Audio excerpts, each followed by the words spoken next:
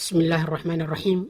aan wax ka barano weydiinta ah what is limited liability company oo loo yaqaano LLC.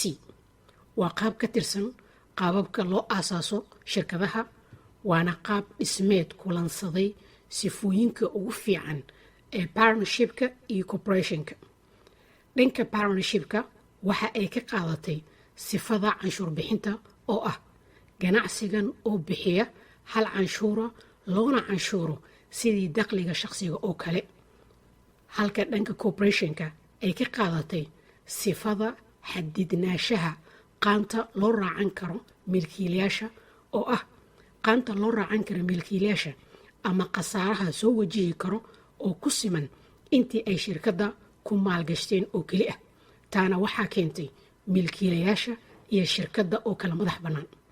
haddaba si aad xog dheeri ah uga heshid partnershipka iyo corporationka, fadlan dhegeyso fiidiyoyada ku lifaaqan qaybta hoose.